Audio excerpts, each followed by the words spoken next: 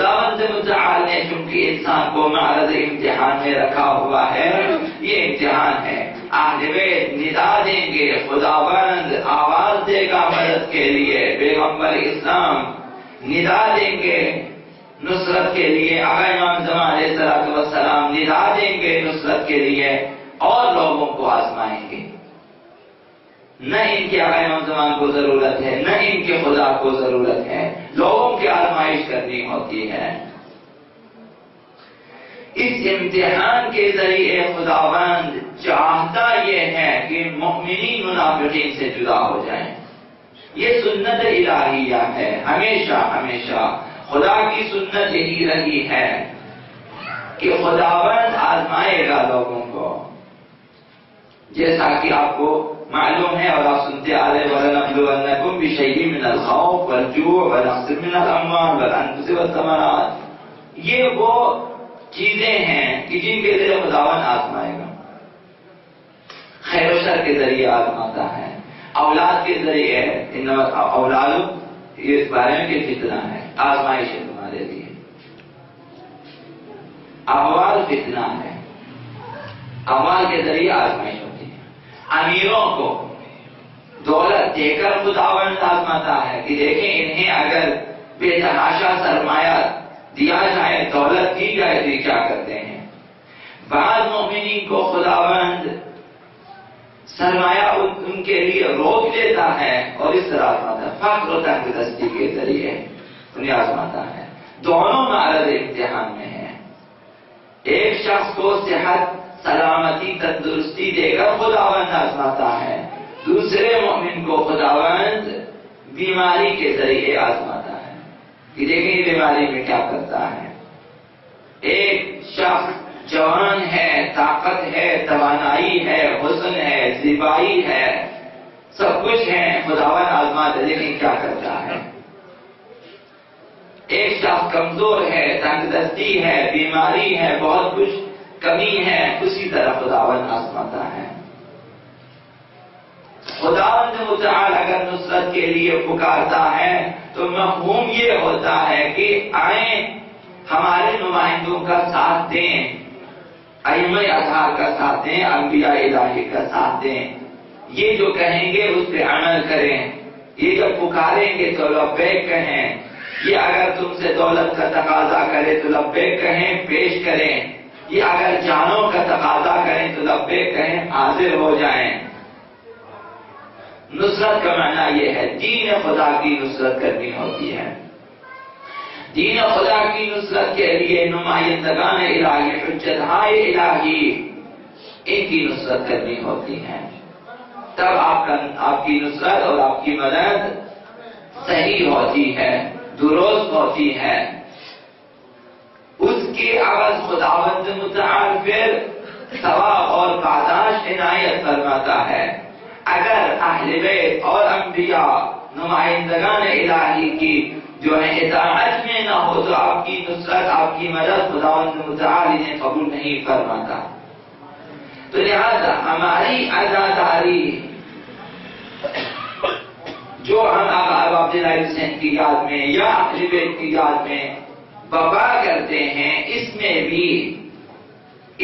بھی مقصد یہ ہونا چاہیے کہ نصرت ہو آقا عبداللہ حسین کی، دین کی۔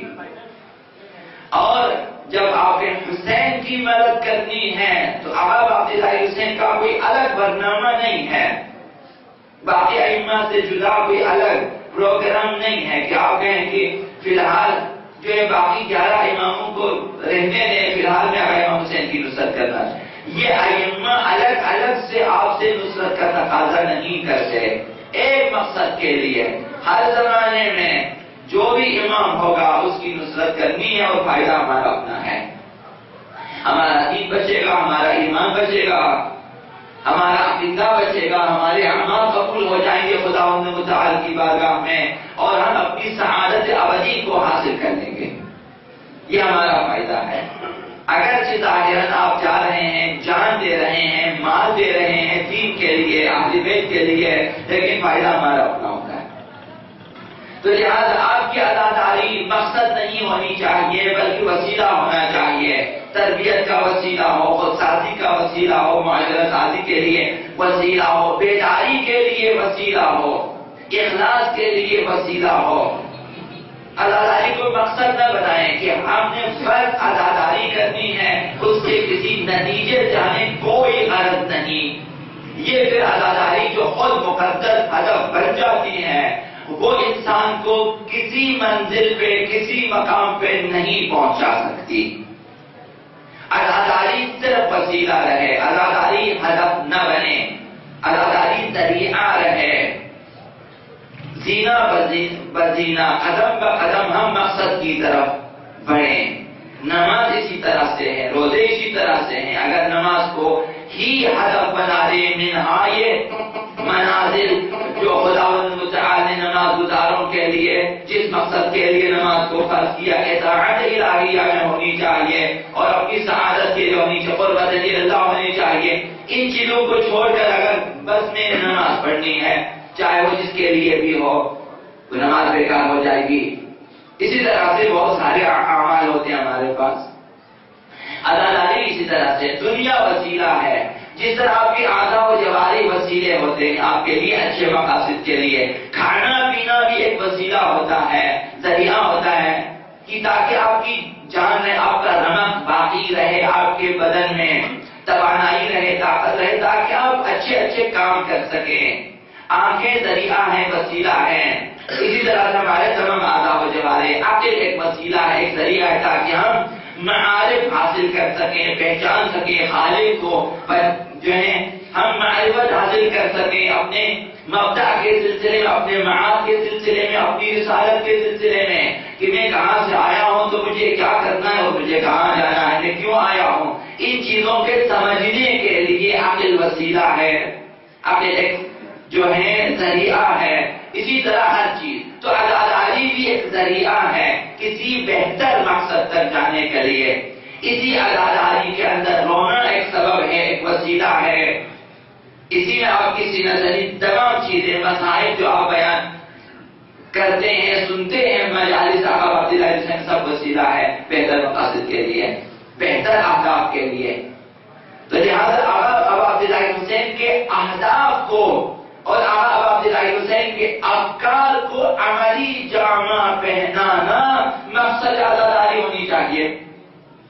آقا عبداللہ حسین اپنی قربانی سے، اپنی کربلا سے، اپنے عاشورہ سے، اپنے مخدرات عصمت کی اسیری سے، اپنے بچوں کی شہادتوں سے، جوانوں کی قربانی سے کیا لینا چاہتے تھے، وہی ہماری عزاداری کا مقصد ہونا چاہیے۔ جس مقصد کے لیے قربانی دی ہم اسی مقصد کے لیے عزاداری کریں۔ آقا عبداللہ حسین اپنے پیغام بیان کیے ہیں اور واضح طور پہ بیان کیے ہیں، سب کو معلوم ہے۔ جیسا کہ مدینے سے نکلتے ہوئے فرمایا کہ اریدو ان اعمل بالمعروف ونہی عن المنکر، یہ مقصد آقا عبداللہ حسین ہے۔ جس طرح انہوں نے فرمایا کہ الا تری ان الحق لا يعمل به وان الباطل لا ينهى عنه، دیکھ رہے ہیں کہ حق پہ عمل نہیں ہو رہا، باطل سے روکا نہیں، یہ میرا ہدف ہے۔ واسیر بسیرت جدی وابی، نانا کی سیرت کو زندہ کرنا ہے، سنت نبوی، سنت پیغمبر اسلام، اور اسی طرح سیرت علوی کو زندہ کرنا ہے، یہ آقا عبداللہ حسین کا مقاصد ہے۔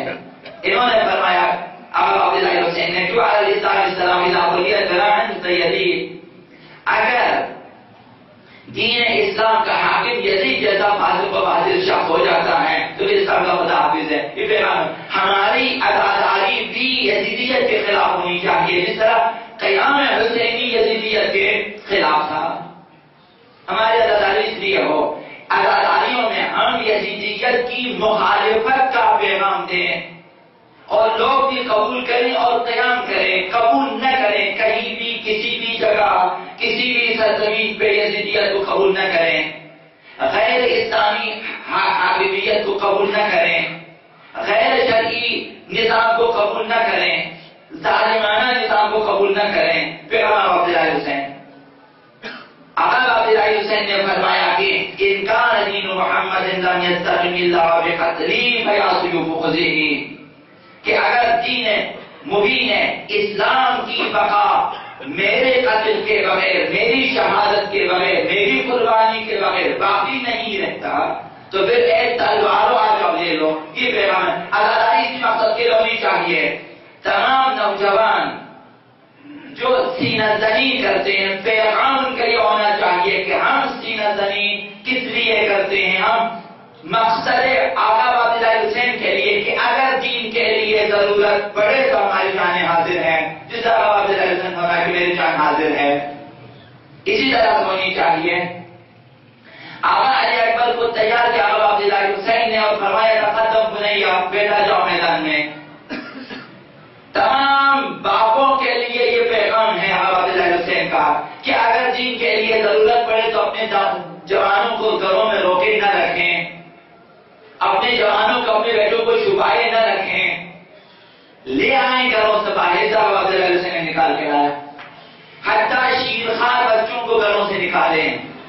پیغام حسینی ہے. عزاداری اس مقصد کے لیے ہونے. آپ دنیا والوں کو بتا دیں گے کہ ہمارے شیرخوار بچے بھی حاضر ہیں, چونکہ علی اصغر نے بتا دیا ہے ہمیں.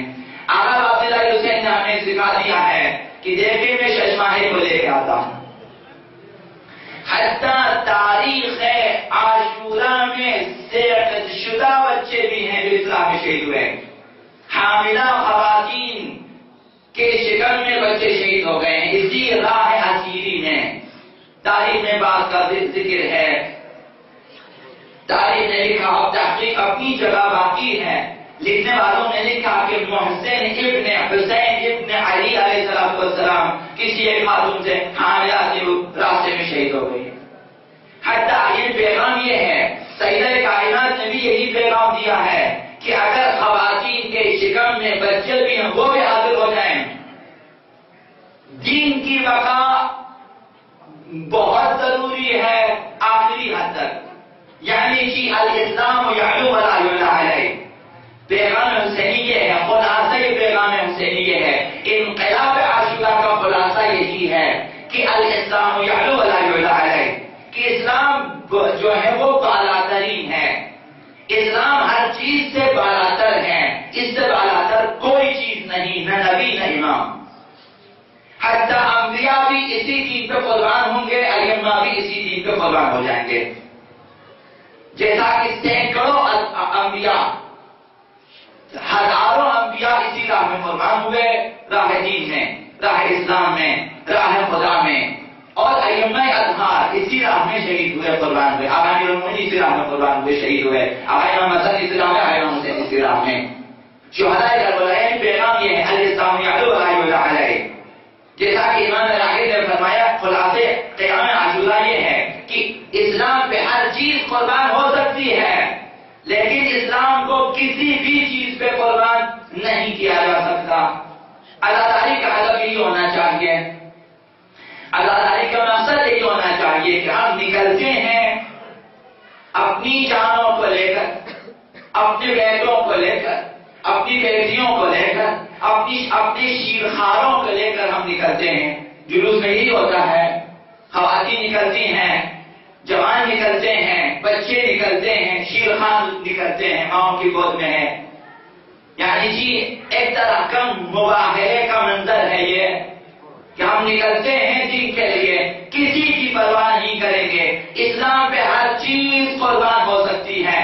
دولت خرچ ہو رہی ہے, عزاداری میں آپ دیکھ رہے ہیں دولت خرچ ہو رہی ہے, سرمایہ اس پہ خرچ ہو رہا ہے, ٹائم اس پہ لگا رہے ہیں, اور ہم بوڑھے بچے جوان خواتین سرما سب شامل ہیں.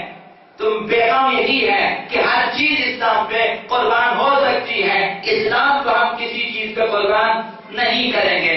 تبرکات کا, نذورات کا فلسفہ یہی ہو سکتا ہے کہ اسلام کو دولت پہ ہم جو ہے قربان نہیں کریں گے, دولت کو اسلام پہ قربان کریں گے.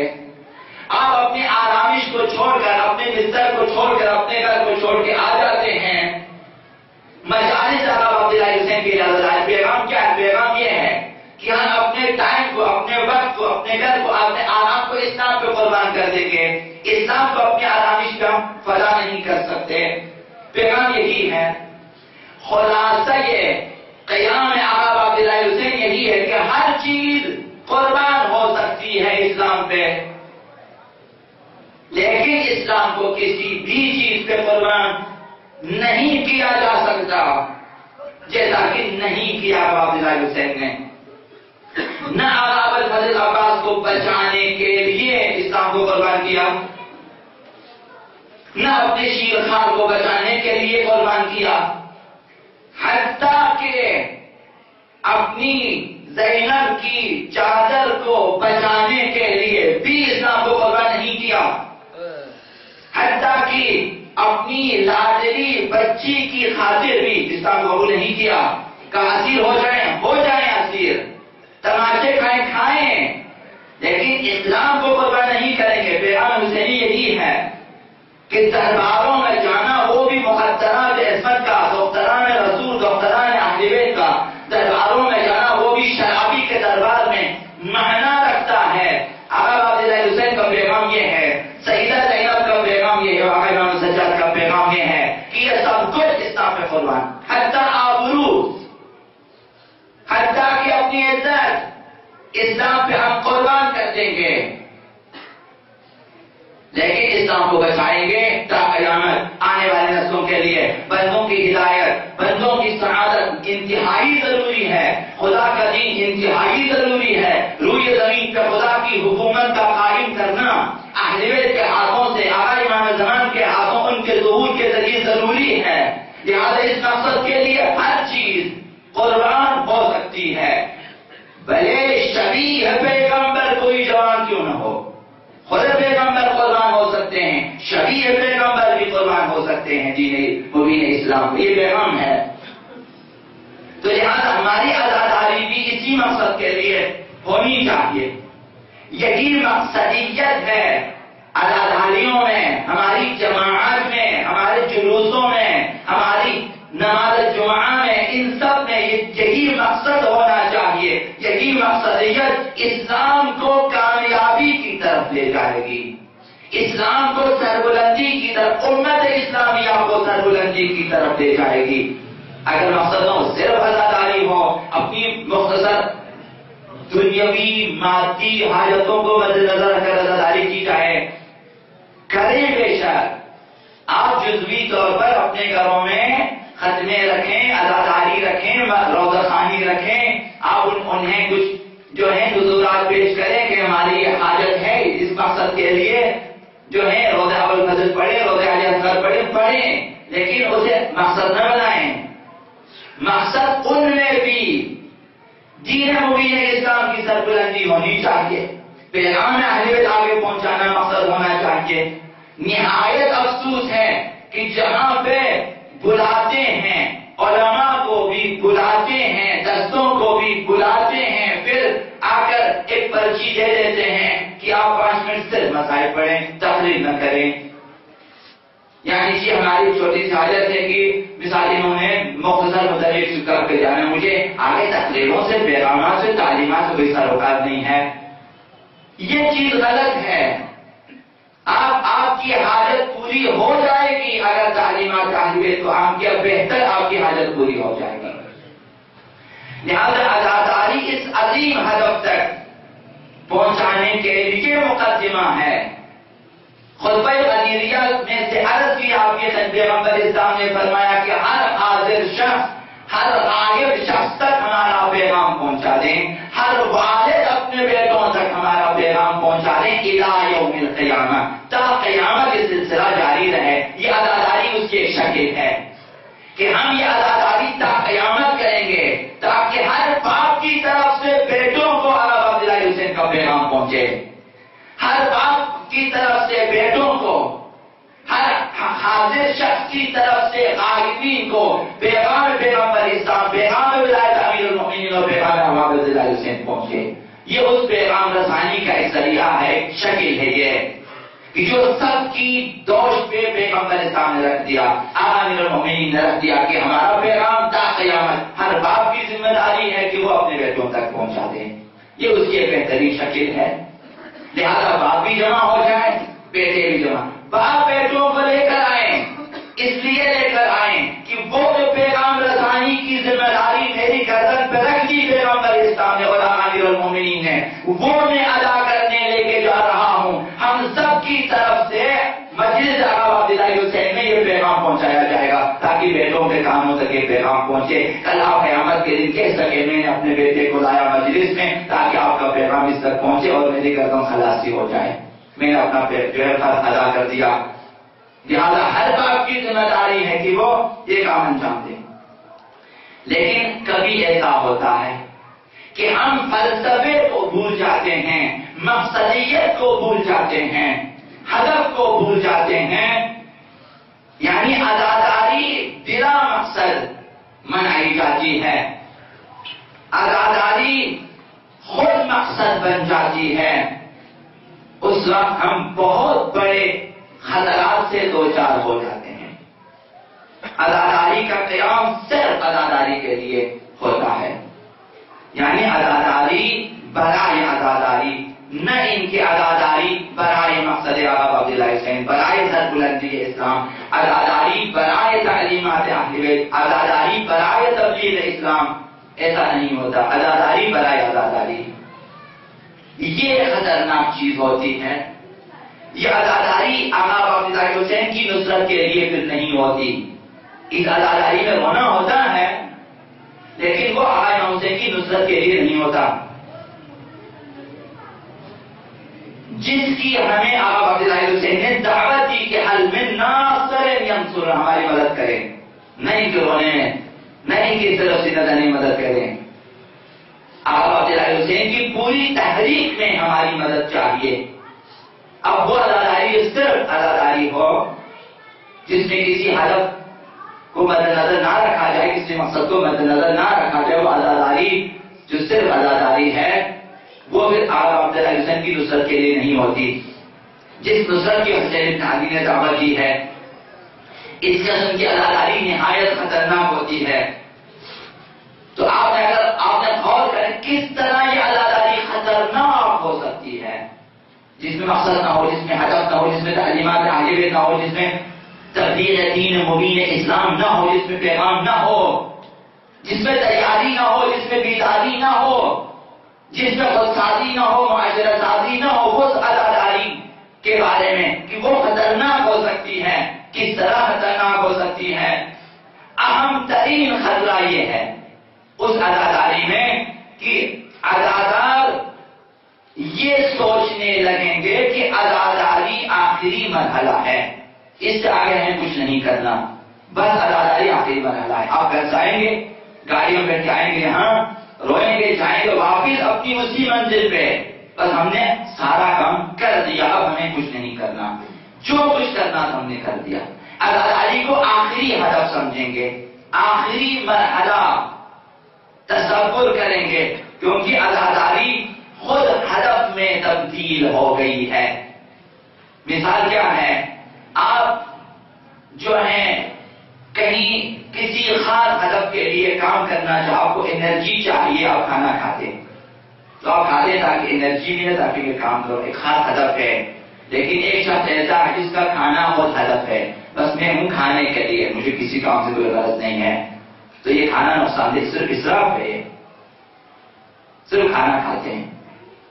آپ نے دیکھا ہوگا کچھ ایسے افراد ہوتے ہیں، اب چند دن پہلے کی بات ہم نے سنا کہ وہ 60-70 روٹیاں کھاتا ہے. ویڈیو اس کے انٹرویو بھی ہے، آپ نے دیکھا ہوگا، تمام جوانوں کو معلوم ہے. اب یہ گورنمنٹ سے درخواست کرتا ہے کہ میں اپنی تنخواہ میں اپنا پیٹ نہیں پال سکتا، کیونکہ ایک ٹائم پہ وہ 60-70 روٹیاں کھاتا ہے. شاید آپ کو باور نہ کریں، انٹرویو دیکھیں، اس نے تقاضا کیا وزیر اعظم سے کہ میرے کھانے کا انتظام کیا جائے. ہوٹل والے کا انٹرویو آیا کہ ہم پکا تھک جاتے ہیں، یہ کھایا جاتا ہے. اسے دیکھنے والے زیادہ ہوتے ہیں ہمارے ہوٹل میں، کھانے والے کم ہوتے ہیں جو صرف دیکھنے کے لیے آتے ہیں. اب یہ شخص بہتر نہیں کہ وہ جائیں کسی ڈاکٹر کو دکھا لیں کہ میری روٹی کم کر دیں، وہی دوائی دیں. اس کا مقصد کھانا ہی ہوتا ہے. اب یہ کھانا سوائے نقصان دہ چیز ہونے کے اور کچھ نہیں، اس کا کوئی فائدہ نہیں ہے.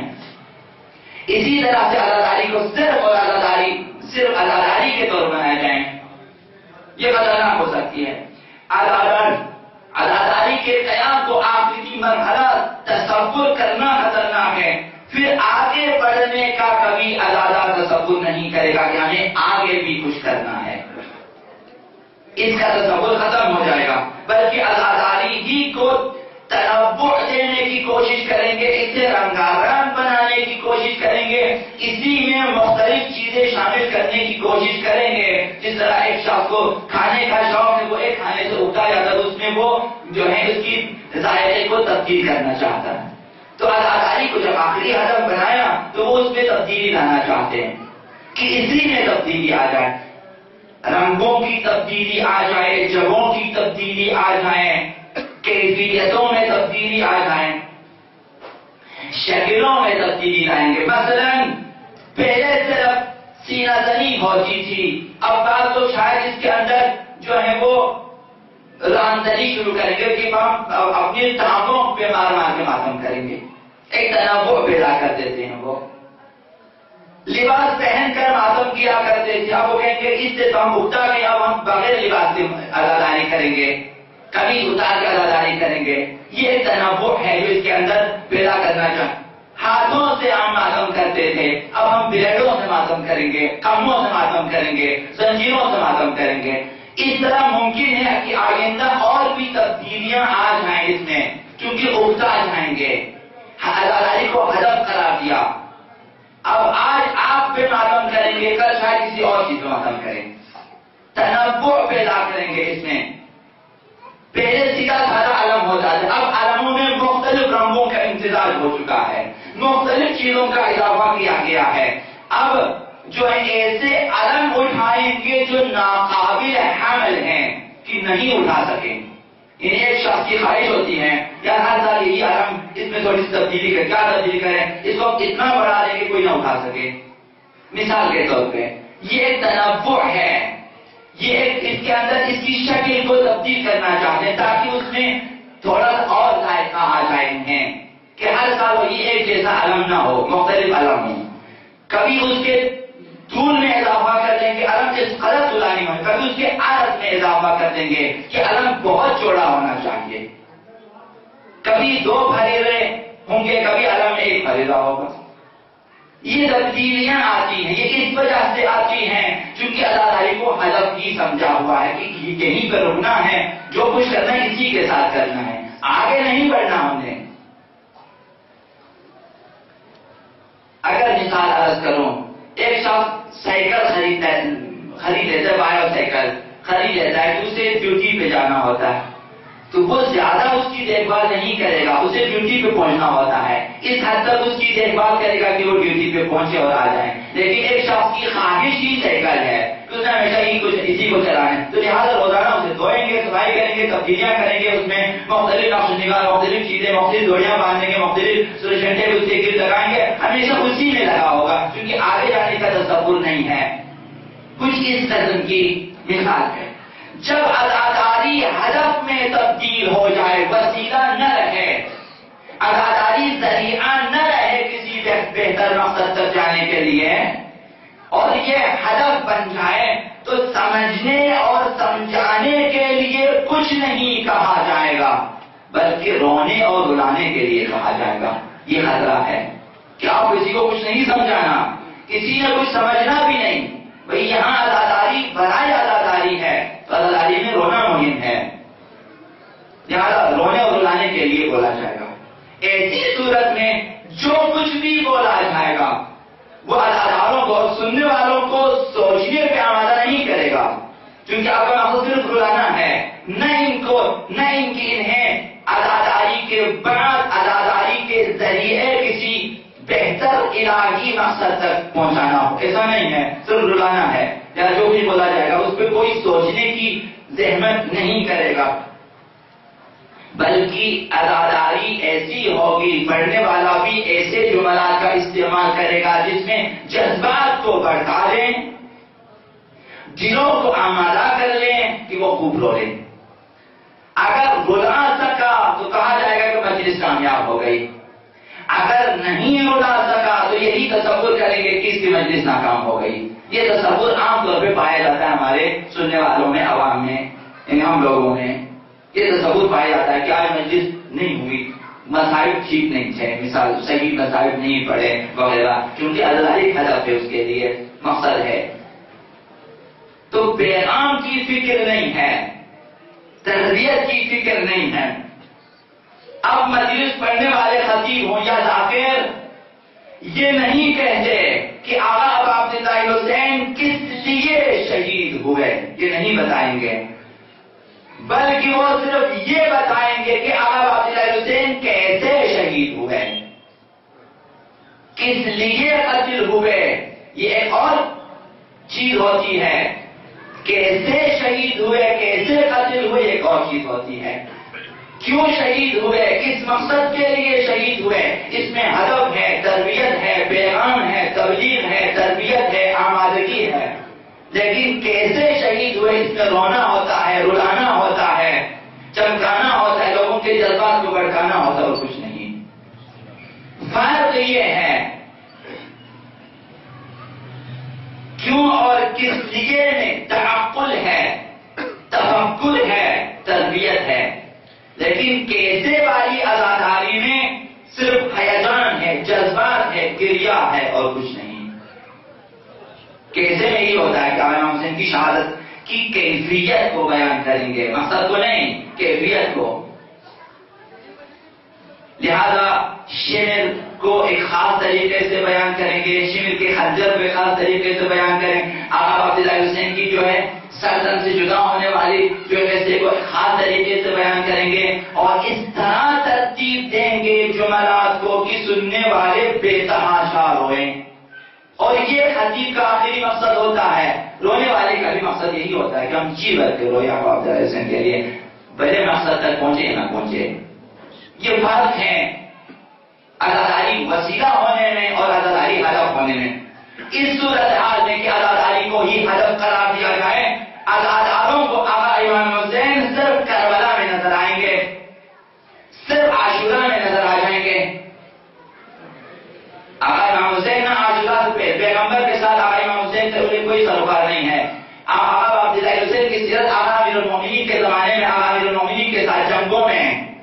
آقا امام حسین کا جو کردار رہا وہ نظر نہیں آئیں گے۔ آقا امام حسن کے ساتھ آقا امام حسین نے جتنی قربانیاں دی وہ نظر نہیں آئیں گے۔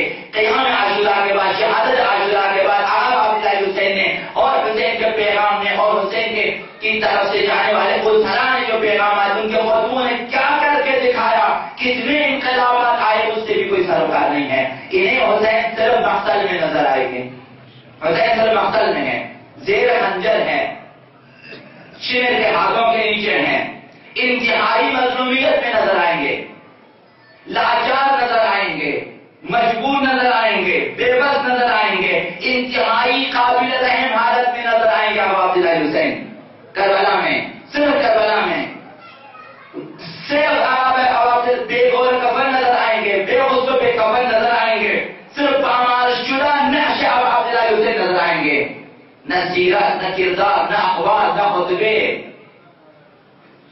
روز عدد سے لے کر کربلا تک آقا عبداللہ حسین کے قصے کربلا سے بہت زیادہ ہیں۔ شہادت کے بعد تحصیل شہادت آقا عبداللہ حسین کربلا کے قصوں سے بہت زیادہ ہے۔ انہیں مد نظر نہیں رکھا جائے گا۔ جب عزاداری ہدف ہو جاتی ہے تو عزاداروں کو آقا عبداللہ حسین صرف مقتل میں نظر آئیں گے، زیر خنجر نظر آئیں گے، لاچار، مجبور اور بے بس نظر آئیں گے۔ انہیں آقا عبداللہ حسین نہ عاشورہ سے پہلے نظر آئیں گے، نہ عاشورہ کے بعد، نہ ان کے افکار معلوم ہوں گے، نہ ان کی سیرت و کردار، نہ حسینی اہداف سے واقف ہوں گے اور نہ تدبیر حسینی سے، نہ آثار قیام کربلا سے یہ لوگ واقف ہو جائیں گے، فلسفہ عزاداری سے۔ یہ فرق ہے جب عزاداری خود ہی ہدف بن جاتی ہے، جب عزاداری ہدف میں تبدیل ہو جاتی ہے، یہ ذریعہ نہیں رہتی، یہ ہدف، یہ وسیلہ نہ رہے، تو کیا ہوگا؟ پھر تو عزادار اس بارے میں کوئی بحث نہیں کریں گے کہ امام حسین کا ہدف کیا تھا، امام حسین نے کیا کہا، امام حسین نے کیسے عمل کیا، کیا کردار دکھایا، ان کی سیرت کیا رہی۔ انہیں شب عاشور کے فلسفے سے اصلاً واقفیت نہیں ہوگی، اسے بحث نہیں کریں گے، دلہن نمازیں پڑھی یا نہ پڑھی، کیوں پڑھی، ایک رات کی مہلت کیوں دی، انہیں اس سے غرض نہیں ہے۔ وہ صرف مذاہب کے جملات کو ڈھونڈیں گے عاشورہ کی تاریخ میں کہ جس سے یا رو سکے یا رلا سکے۔ ایسے میں نہیں سوچے جائیں گے کہ آقا امام حسین مدینے سے کیوں خارج ہوئے، اس سے کوئی سروکار نہیں ہے کہ کس لیے خارج ہوئے، بلکہ یہ دیکھا جائے گا کہ مدینہ چھوڑتے ہیں تو ایسے کون سے واقعات ہوئے کہ جس سے لوگوں کے دل دکھے اور روئے، کیوں خارج ہوئے اس سے سروکار نہیں ہے، کیسے خارج ہوئے مدینے سے، اس کیفیت کو بیان کرو، کیوں خارج ہوئے بیان نہ کریں، کیسے خارج ہوئے، محملوں کا آنا، حضرت کی حاضری، حضرت فاطمہ صغریٰ اور حضرت علی اصغر کے مسائل، حضرت علی اکبر کے مسائل، یہ چیزیں ترتیبوار بیان کریں گے، کس لیے مدینہ چھوڑ کے نکلے یہ بیان نہیں کریں گے، انہیں فلسفہ عدالت کے بارے میں بحث نہیں کریں گے، سوال نہیں کریں گے، جس سے لوگوں کو رلا سکے صرف وہی جملے، کس طرح الوداع کیا انہوں نے، کس قدر بے قراری تھی وہاں الوداع کرنے والوں میں، یہ نہیں دیکھا جائے گا کہ کربلا کا انتخاب کیوں کیا، مکے میں کس لیے آئے، وہاں سے حج کو عمرے میں بدل کے آقا عبداللہ حسین نے کیوں سفر کیا، اور پھر جب کوفہ جانے نہ دیا تو کربلا کا انتخاب کس لیے کیا، کربلا کی زمین کس لیے خریدی، پھر ظاہرین کے بارے میں سفارش کس وجہ سے کی، ان کے بارے میں سوال نہیں کریں گے، بلکہ ورود کربلا کی کیفیت کو بیان کریں گے کہ آقا عبداللہ کربلا میں کیسے وارد ہوئے، طوفان اٹھا، سیلانیوں کے دل گھبرائے، انہوں نے رونا شروع کر دیا، وہاں سید کائنات کے رونے کی آواز آئی، اور ایسی چیزیں، صرف رونا رلانا۔ جب عزاداری ہدف میں تبدیل ہو جاتی ہے تو پھر اس موضوع پہ بات نہیں کی جائے گی کہ آقا امام حسین کے اصحاب کیسے کربلا آئے، کس لیے آئے، حدیث کو کیا پڑھی تھی کہ کوفہ چھوڑ کر کربلا آئے، یہ بیان نہیں کریں گے، فلسفہ ورود حضرت حبیب بیان نہیں کریں گے، حضرت حبیب کی شخصیت بیان نہیں کریں گے، اور نے کس لیے یزیدیت کو چھوڑا اور آقا امام حسین کی طرف آئے، یہ بیان نہیں کریں گے، انہوں نے راہ کربلا کا، راہ شہادت کا انتخاب کس لیے کیا، یہ بھی بیان نہیں کریں گے، کربلا اور شہادت کا انتخاب اس سے انہیں کوئی سروکار نہیں ہے، بلکہ صرف ان کے قتل ہونے کی کیفیت کو بیان کریں گے، حبیب کیسے شہید ہوئے، حضرت حر کیسے شہید ہوئے، اور اس میں بھی وہی حساس واقعات اور جملات کا انتخاب ہوگا کہ جو ہے سننے والوں کو رلا سکے، کیونکہ عزاداری تو ہدف ہے، وسیلہ نہیں ہے، آگے جانے کے لیے پوچھا جاتا ہے کہ آگے کیا کرنا ہوتا ہے، لیکن اس سے آگے جانا ہے وہ کبھی نہیں سوال کرے گا کہ مجھے آگے کیا کرنا ہے، لیکن میں تو ہو پہنچ گیا ہوں یہیں پہ، لہٰذا وہ مقصد عزاداری کے بارے میں سوال نہیں کریں گے، صرف ان کے قتل کی کیفیت کے بارے میں سوال کریں گے اور بیان کریں گے کہ اور کس طرح قتل ہوئے، جون کس طرح مارے گئے، علی اکبر حضرت کس طرح سے شہید ہوئے، علی اصغر کس طرح شہید، پیاس کی کیفیت بیان ہوگی، لیکن اسلام پہ اپنے اسباب کو کس طرح قربان، یہ فلسفہ بیان نہیں کریں گے، یہ فلسفہ بیان نہیں کریں گے، رلانے کے لیے باتیں ہوتی ہیں کہ دشمنوں نے ایک ایسے بچے پہ تیر برسایا کہ جسے یہ بھی شعور نہ تھا کہ تیر لگنے کے بعد رونا ہے یا ہنسنا ہے، تو جس کی فکر علی اصغر کے بارے میں اس قدر بے شعوری کا ہو وہ فلسفہ کربلا کو نہیں سمجھ سکتا۔ میں نے عرض کیا کہ اگر علی اصغر بے شعور ہوتے تو سودا کی گود میں آ کر کسی دوسرے کے پاس نہ جانا، یہ کس بات کی دلیل ہے؟ جب آقا امام حسین نے ان کے کان میں کچھ کہا تو سودا کے سینہ چھوڑ کر حسین کی طرف آنا یہ شعوری ہے، یہ لاشعوری کے طور پہ کیا۔ جب آقا عبداللہ حسین نے حضم ناز ینظرونا کی صدا بلند کی تو اصغر نے خود کو کہوانے سے گرا، یہ شعور ہے یا بے شعوری ہے؟ جب آقا عبداللہ حسین کے ہاتھوں میں آتے تو پھر اصغر روتے نہیں ہے، یہ خاموشی شعوری علامت یا لاشعوری کی علامت ہے۔ رلانے کے لیے ایسی باتیں کی جاتی ہیں کہ حتیٰ اس باشعور ترین کم سن ترین مجاہد کربلا کے بارے میں بھی گستاخی کی جاتی ہے، حتیٰ ان کی شہادت کے بارے میں اہانت کی جاتی ہے۔ یہ کس لیے؟ چونکہ عزاداری مقصد ہے، یا عجیب کا عزاداری بھی مقصد نہیں، صرف اقتصادی معاشی معاملہ ہدف ہوتا ہے۔ لوگ جس قدر بہتر روئیں گے ان کی اقتصادی تعمیر ہو جاتی ہے، ان کی معاشی حالت بہتر ہو جاتی ہے، اس لیے ہوتا ہے۔ لہذا سوال کیا جائے گا عزاداری کا ہدف بن جائے کہ علی اصغر کے بارے میں یہ بیان کریں کس طرح شہید ہوئے، یہ بیان نہ کریں کہ اس 55 سالہ معصوم بابا نے کس طرح اس چشماہے کو 30 20,000 کے لشکر کے سامنے لے کے گئے. کس لیے؟ پتا ہے کہ پانی نہیں ملنا. شب عاشور آپ خود بیان کی حضرت قاسم سے کہ کل تمہارا بھیا اصغر بھی شہید ہو جائے گا. شب عاشور سب کو اپنی اپنی جگہ دکھا دی، لکیریں لگا دائرہ کھینچ کھینچ کے بتا دیا کہ تم نے ادھر شہید ہونا ہے. پتا ہے ایمان ورزت کرنا ہوتا ہے. یہ پیغام کہ دیکھیں اسلام پہ ہر چیز قربان ہو سکتی ہے. اس پیغام کے بارے میں سوال نہیں ہوگا. یہ نہیں دیکھا جائے گا جو جب عزاداری مقدس اور ہدف ہو جاتی ہے. صرف ہدف، صرف اگرچہ مقدس ہے، اگرچہ جزوی ہدف ہے، اصلی ہدف باقی ہے، لیکن اسے آخری مرحلہ سمجھ کر عزاداری منانا، اس میں یہ نہیں دیکھا جائے گا کہ غور و حبیب اور جون کی شہادتوں کا اثر کیا ہوا. یہ نہیں دیکھا جائے گا. اکبر و قاسم و عباس کی شہادتوں کا نتیجہ کیا ہوا، یہ بھی نہیں دیکھا جائے گا. اسلام کو کیا فائدہ ہوا، امت اسلامیہ کو کیا فائدہ ملا، یہ بھی نہیں دیکھا جائے گا. صرف ان کی شہادتوں کی کیفیتوں پر رونا رلانا، تاکہ اس سے بعض لوگوں کے جیب گرم ہو جائیں اور بعض لوگوں کے دل کی بڑاس نکل جائے، اور یہ عزاداری کا آخری فائدہ ہوگا.